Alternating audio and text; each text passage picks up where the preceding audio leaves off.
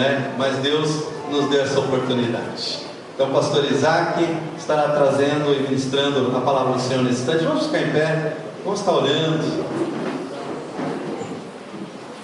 Você está feliz, amém? Amém. Vai ficar mais ainda. Glória a Deus. Porque tudo que fizemos aqui, nós adoramos ao Senhor, dançamos, cantamos, agradecemos ao Senhor, e agora o Senhor vai falar conosco através da sua palavra.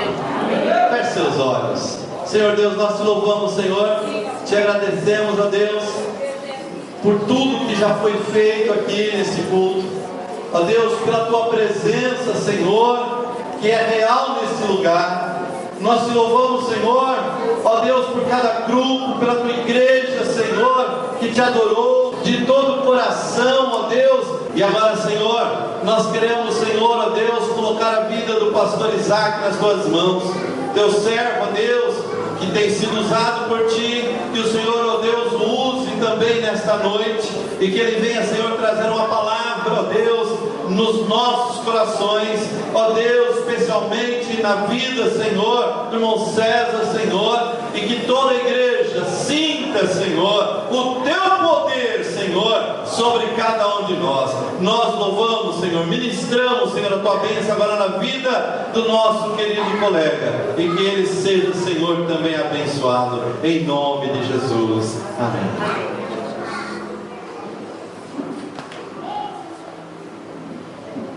Graça e paz do Senhor, amém? Amém. Podem tomar assento.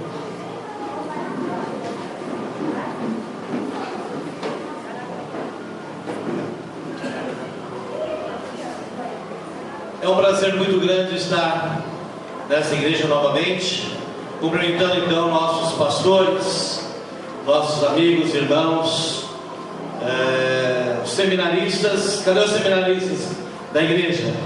Cadê o seminarista? Levanta a mão bem forte, mais alto, olha para trás, pastor Altair. Olha para trás, olha que coisa linda. Glória a Deus. Eu louvo a Deus pela vida de vocês. Amém?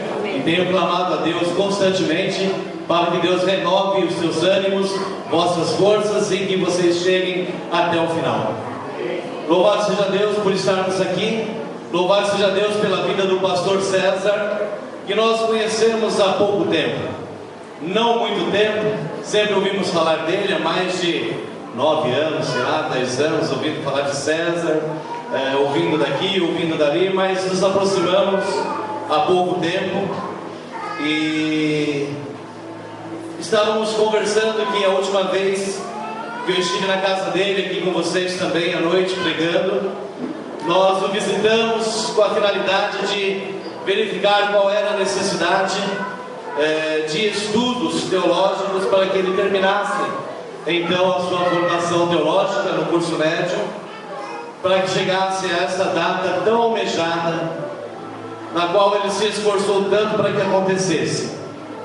E não poderia deixar de ser diferente, hoje, dia 5 de abril, aniversário dele, poder tomar posse dessa bênção, que é a ordenação, que é de fato a bênção, que é de fato o reconhecimento, não só de Cibiesp, Umbiesp, mas de todo o povo que aqui está, na função de pastor, aquele que acolhe, aquele que arrebanha, aquele que cuida, aquele que exorta, aquele que se alegra junto, mas também chora.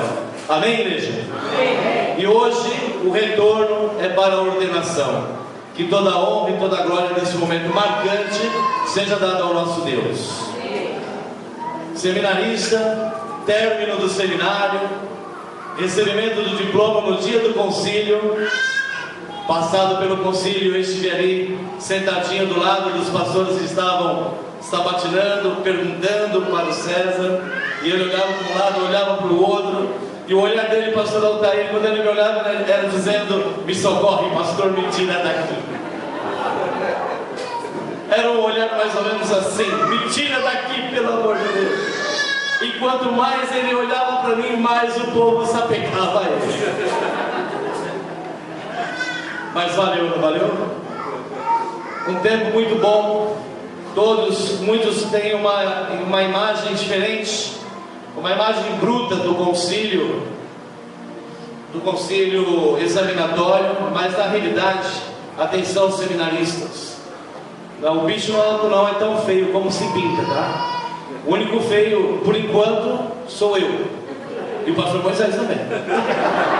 Não vou ficar sozinho. Muito amigo, né? Altair também não é bonito não, viu? Mas é meu amigo. Amém, irmãos? Não é difícil não. O concílio examinatório, basta você estudar aquilo que foi dado para você estudar, e você vai muito bem mesmo, porque a equipe tem prazer em que você passe no concílio e atinja o seu objetivo, ok? Então conte conosco, pastor Moisés na presidência, eu na vice, outros colegas sempre participando. Pois muito bem, se é noite de ordenação, se é noite de bênção, se é noite de vitória, nós queremos falar um pouquinho de trajetória de esforço e conquistas. Você pode abrir comigo a sua Bíblia no Evangelho de Mateus capítulo 11 e vamos tomar como base o versículo 12.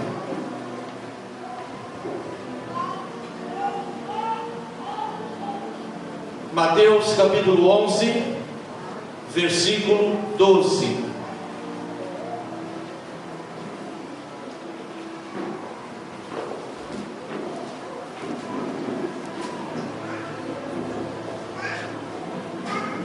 Diz assim o texto, Mateus, Evangelho de Mateus, capítulo 11, versículo 12. Antes de fazer a leitura, também deixar bem claro e registrado a presença da minha digníssima esposa, que está sempre caminhando comigo para lá e para cá. Vai gostar de homem feio assim, mas ela está sempre junto, então glória a Deus pela vida dela. Amém, irmãos? Amém. Oh, louvado seja Deus. Mateus 11, 12. Desde os dias de João Batista até agora, o reino dos céus é tomado por esforço, e os que se esforçam se apoderam dele. Vamos ler juntos? Independente da sua tradução, abra sua boca e leia comigo. Desde os dias de João Batista até agora, o reino dos céus é tomado por esforço, e os que se esforçam se apoderam dele. Amém? Deus bendito, eis a leitura da tua palavra. Senhor, de mim nada mais tenho a dizer, a não ser abrir a minha boca e dizer aquilo que o Senhor tem para esta igreja. Portanto, Senhor, reina sobre nós com a tua palavra, fala, exorta, consola. Meu Deus, em nome de Jesus, trabalha poderosamente em nossas vidas. Oramos em nome de Jesus. Pode assentar-se.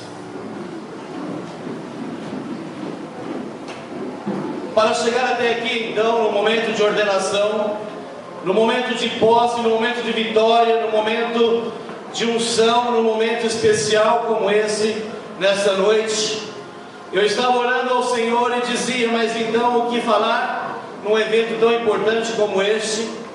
E o Senhor disse, olha só, César, o que o Senhor disse: ele se esforçou e chegou o dia da conquista. As palavras que o Senhor colocou em meu coração, com a imagem do pastor César bem visível na minha frente, e as palavras como se escritas na minha frente. Ele se esforçou e está conquistando. Amém? Para a vida dele, do que Deus tem para o ministério dele, do que Deus tem para esta igreja, do que Deus tem para a tua vida. Amém? O reino dos céus ele é tomado por esforço, e os que se esforçam se apoderam dele. Em outras palavras, eu quero ler como que traduzindo do hebraico para o grego, dizendo na parte B, os que se esforçam se apoderam dele. Em outras palavras, a conquista é chegada a quem se lança no trabalho. O reino dos céus, se ele é tomado por esforço, eu gostaria de citar alguns pontos, alguns exemplos, para que nós pudéssemos entender esse negócio de trajetória, esse negócio de conquista, esse negócio de... Sempre que você vai numa igreja evangélica, você ouve sobre esforço. Irmão, você tem que se esforçar. Fulano, você tem que se esforçar. Deus não quer trabalhar, e Deus não trabalha com pessoas acomodadas, com pessoas que não querem nada com o seu reino, que não querem nada com a vida. Mas se você quer ser abençoado, vira para o teu irmão e diga agora: esforça-te. Vira para o irmão do outro lado e diga: quer conquistar? Esforça-te. Primeiro ponto. Os 3 primeiros exemplos que eu vou citar estão relacionados à vida, e depois os outros exemplos estão relacionados ao nosso serviço com o Senhor. Primeiro ponto: esforçar-se por ter sempre uma consciência pura diante de Deus e diante dos homens. O povo que se diz povo de Deus, o povo que se diz um povo redimido e lavado pelo sangue de Jesus, é um povo que deve apresentar-se de coração limpo, de coração puro, seja dentro da igreja, seja fora da igreja, seja dentro da igreja, seja dentro da sua casa, seja dentro da sua casa, seja na empresa que trabalha, na escola ou na faculdade onde você estuda. E o primeiro exemplo que nós vemos está lá em Atos 24, versículo 16, quando o apóstolo Paulo diz assim: por isso também me esforço por ter sempre consciência pura diante de Deus e dos homens. Quando você chega a Deus, apresentando-te para ter uma consciência pura, apresentando-te para ter uma consciência limpa, saiba você que a Bíblia também nos ensina, e o vocabulário do significado dessas palavras também nos leva à exatidão da compreensão, dizendo que quando nós estamos bem espiritualmente, com o nosso coração puro, limpo, voltado à santidade do nosso Deus, nós também ganhamos moral, ganhamos respeito, ganhamos autoridade em meio da igreja e fora da igreja. Amém? Apresentar-se a Deus, se esforçar para ter um coração puro, para ter um coração limpo, para que a minha, a tua, as nossas vidas estejam bem apresentadas diante do Senhor. E estando elas bem apresentadas diante do Senhor, você vai estar bem apresentado também diante da sociedade. Amém. Porque o reino de Deus não deve se manifestar somente dentro da igreja. Nós, como seres do reino de Deus, a glória de Deus deve ser manifesta lá fora, aonde estão os perdidos, aonde estão os pecadores, aonde estão os desviados, aonde estão aqueles que precisam da palavra do Senhor. Amém? O apóstolo Paulo ele está dizendo que ele se esforça sempre para ter uma consciência pura diante de Deus, mas não só diante de Deus, diante de todos os homens. Segundo ponto: esforçar-se para ser agradável ao Senhor. Lá na segunda carta de Paulo aos Coríntios, capítulo 5, versículo 9, o apóstolo Paulo mais uma vez vai nos dizer em que se esforçar. Às vezes o seu pastor, o seu líder chega para você e diz assim: esforça-te, você precisa se dedicar mais. E talvez você saia perguntando: me dedicar no quê? Me esforçar mais no quê? Talvez você esteja dizendo: eu já fiz tudo. Mas olha o que o apóstolo Paulo diz aqui: é por isso que também nos esforçamos, quer presentes, quer ausentes, para lhe sermos agradáveis.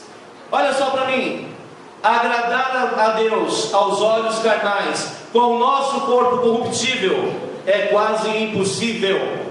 Mas agradar a Deus, confiando no poder e na misericórdia restauradora que Deus tem, é possível sim, eu e você agradarmos ao Senhor. É possível sim, eu e você alegrarmos ao Senhor. E preste atenção, diz a palavra: a alegria do Senhor é a nossa força. A alegria do Senhor é a nossa força? Ou a alegria do Senhor é a nossa força. Se você alegra o Senhor, Ele te fortalece cada dia mais. É possível aos olhos espirituais e da fé agradarmos e alegrarmos a Deus sim. Por isso Paulo sempre fala: por isso nos esforçamos, quer presentes, quer ausentes, para sermos agradáveis. Terceiro ponto da qual nós estávamos falando, que serve como exemplos para a vida: esforçar-se para entrar no descanso do Senhor. A palavra de Deus lá no Novo Testamento, em Hebreus 4:11 diz: esforcemo-nos, pois, por entrar naquele descanso, a fim de que ninguém caia, segundo o mesmo exemplo da desobediência. Mais uma vez nós vemos a palavra esforçai, esforçai por entrar naquele descanso. Para mim essa palavra é um paradoxo, para mim essa palavra pode ser contraditória, mas entrar no descanso é dizer que nós podemos se esforçar e saber esforçar-nos e descansar no Senhor, de saber que se nós fazemos a nossa parte, Deus com certeza está fazendo a parte dele. Se você procura fazer o melhor de você para o reino de Deus, pode escrever o que eu vou te dizer: Deus fará o melhor por você nessa terra. A palavra do Senhor nos garante esta posição somente dos filhos de Deus. Eu e você precisamos entrar no descanso. No entanto, está dizendo para você se esforçar. Que coisa estranha à primeira vista, mas é a palavra do Senhor, amados. A palavra do Senhor que está nos dizendo para todos nós, filhos de Deus, sem exceção: vamos nos esforçar para entrar no descanso que Deus tem preparado.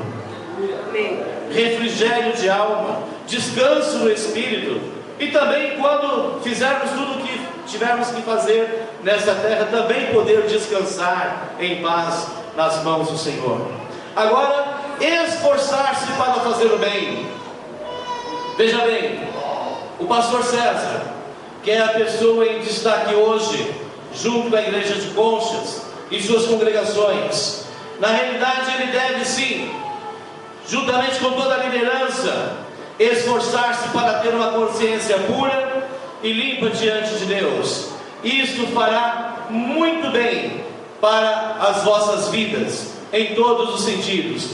Também esforçar-se para todos serem agradáveis ao Senhor e agradáveis uns aos outros. E o terceiro ponto da vida: esforçar-se para entrar no descanso do Senhor. Quando todo o povo estiver reunido num só propósito, a igreja, como diz o ditado por aí, ela vai bombar em crescimento, ela vai crescer no conhecimento e na graça do Senhor. Amém, igreja? Amém. É isso que Deus deseja para eu e para você, é isso que Deus deseja para todos nós: crescermos na graça e no conhecimento do nosso Senhor. Aleluia! Esforçar-se para fazer o bem, isso não é algo só para o pastor, isso não é algo só para a liderança, isso é algo para todo aquele que quer ser útil no reino de Deus, isso é algo para todo aquele que quer crescer e aparecer no reino de Deus. E mais uma vez nós vemos a palavra esforçai-vos lá em Romanos capítulo 12, versículo 17, que diz assim: não torneis a ninguém mal por mal, esforçai-vos por fazer o bem perante todos os homens. Se possível, quando depender de vós, tende paz com todos os homens. Esforçai-vos por fazer o bem. Este é o imperativo da palavra de Deus. Às vezes nós olhamos para essa palavra e vemos nela uma simplicidade muito grande. Mas eu consigo fazer o bem, eu não desejo mal para ninguém. Conversando então, um certo momento, com o pastor César, ele dizia que algumas pessoas já passaram por essa igreja, estão em outras igrejas, outros vieram, voltaram, e ele continua mantendo um bom relacionamento com todos. E a desculpa dele, que para mim foi uma desculpa, claro que não é assim, porque está dentro dele isso, é porque a cidade é uma cidade pequena, aconchegante, e não adianta ter inimizade com ninguém. Na realidade, esse é um princípio cristão que está dentro dele, que está dentro desta igreja, que está dentro de você, e se não está, deve nascer no teu coração hoje. O princípio de fazer o bem, o princípio de não pagar mal com mal, o princípio de olhar para o teu irmão, seja ele tendo ele pisado na bola com você no passado ou não, é olhar para ele hoje e dizer: a paz do Senhor Jesus, meu irmão. Não olhar para o passado frustrante, não olhar para o passado choroso, não olhar, as mágoas ficam, as feridas deixam cicatrizes, mas o Senhor as restaura, e o Senhor nos faz crescer a ponto de relevar todos os pontos do passado e transformar em experiências positivas para nós aguentarmos os fardos do presente. Amém, irmãos? Deus, Ele é perfeito em tudo. Talvez você não saiba o porquê da provação que você passa hoje. Talvez você não saiba o porquê do deserto que você passa hoje. Talvez você não entenda a situação na qual você está envolvido. Mas eu digo, Deus sabe muito bem, porque Ele te conhece. E se você está nessa, Ele é suficientemente capaz para te tirar dessa, no tempo dEle, para a glória dEle e para o teu crescimento. E para o teu crescimento. Deus não dá aprovação maior que você possa aguentar, mas Ele quer que você se esforce. Você, minha amiga dona de casa, se esforce. Se esforce no seu relacionamento com seu esposo, com a sua família, no cuidado da sua casa, no dia a dia do seu trabalho. Você, meu irmão, melhore o seu relacionamento com a tua esposa, melhore o relacionamento com a tua família, melhore o teu relacionamento conjugal, familiar, melhore o teu relacionamento com a igreja. Filhos, melhore o seu relacionamento com seus pais. Deem atenção aos seus pais. Há um mandamento com promessa, que é: honra teu pai e a tua mãe, para que os teus dias te prolonguem. Amém? Esforce-te. Só que para nós obedecermos os 10 mandamentos, nós precisamos nos esforçar, porque não é fácil. Para nós obedecermos as ordenanças de Jesus, é preciso esforçar, porque também não é fácil. Para nós estarmos numa noite como esta aqui, neste lugar, houve esforço de muitos aqui, sim ou não? Quantos deixaram o serviço mais cedo? Quantos estão deixando de um compromisso que tem toda sexta-feira? Quantos estão deixando de ter suas atividades em suas igrejas para se reunir aqui? Não é um esforço? Esforça-te para agradar ao Senhor, e Ele agradará o teu coração.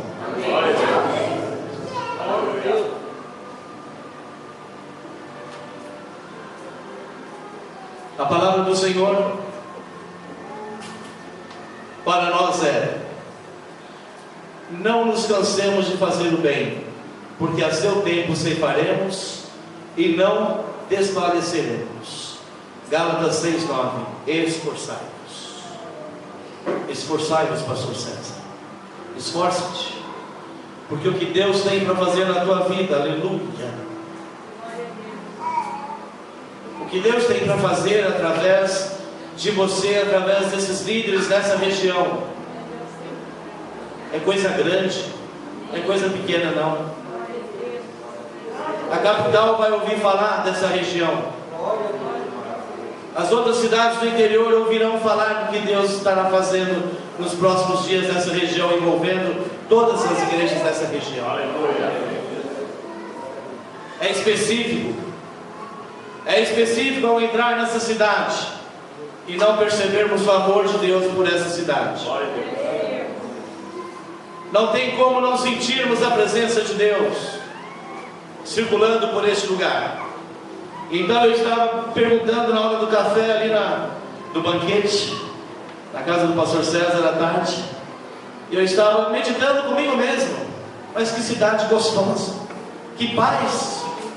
Talvez você que está aqui não consiga sentir, porque está envolvido com tanta coisa, mas quem entra sente.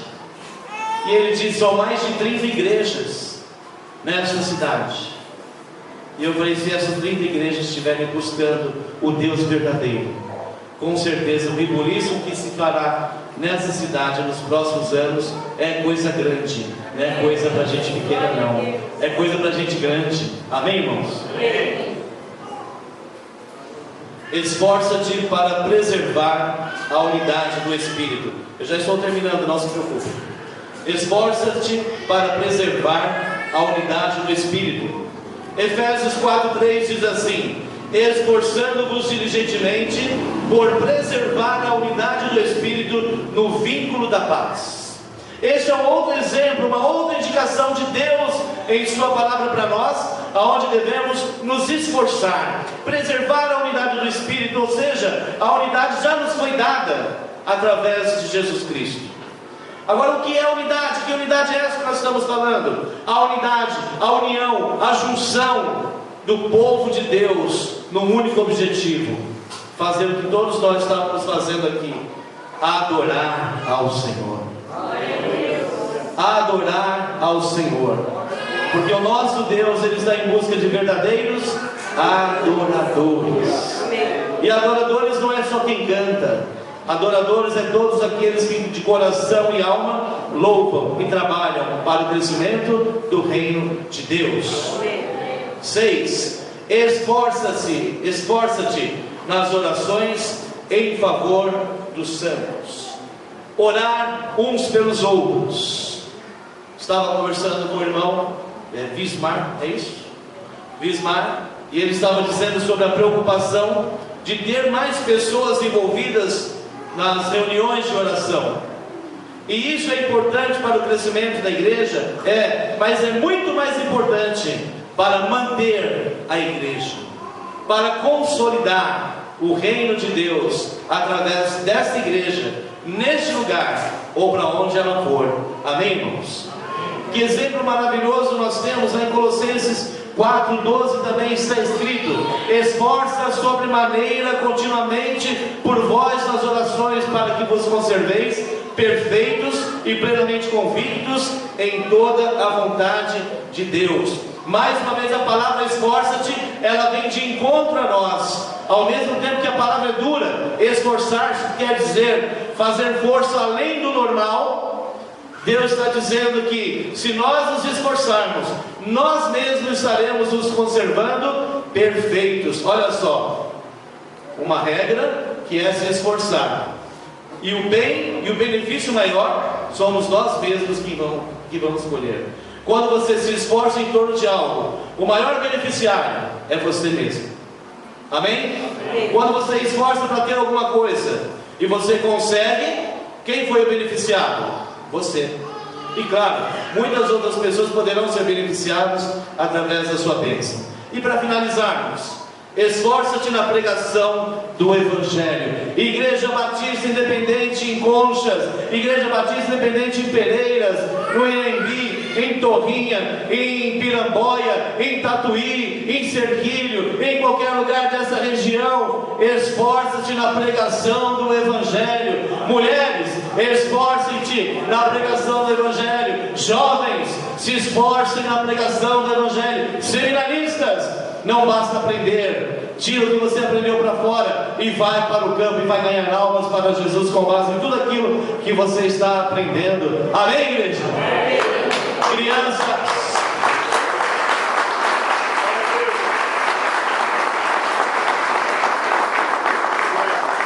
Crianças gerando crianças, jovens gerando jovens, homens trazendo mais homens, mulheres trazendo mais mulheres, obreiros, caçem lá fora os obreiros, soldados feridos, obreiros caídos, faz um trabalho de restauração. E por que não trazê-los para cá? E por que não trabalhar na restauração desse povo que está caído? E não é nenhum, nem dois, nem três. Tem muitos pastores, evangelistas, presbíteros, diáconos, missionários com as suas vidas quebradas. O diabo passou rasteira, ele se iludiu com algumas coisas, e nós vamos ficar de braço cruzado esperando eles irem para o inferno? Não. Então esforça-te na pregação do Evangelho. O último exemplo que gostaria de mencionar a vocês, novamente Paulo, Romanos 15, versículo 20: esforçando-me de modo tal por pregar o Evangelho, não onde Cristo já for anunciado, para não edificar sobre fundamento alheio. Não pesquem em aquário. Não pesquem em aquário. Eu vou ganhar aquela fulano para a igreja. Aquela pessoa é membro onde? Ela é da igreja A, é da igreja B. Deixa ela lá. Deixa ela lá. A menos que ela queira vir para cá. O crente verdadeiro, filho de Deus, não pesca em aquário. Ele vai aonde? Ele vai aonde tem pessoas precisando ser pescadas para Jesus. Essa história de ganhar crente, já estou trazendo mais crente.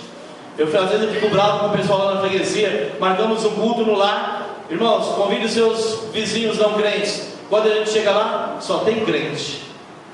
Eu falo, Jesus amado, me dá graça. Qual é o objetivo dos cultos dos lares? Qual é o objetivo das células?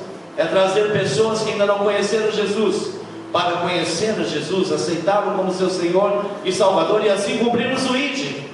Agora, se você está preocupado em ganhar só crente, mude a sua estratégia.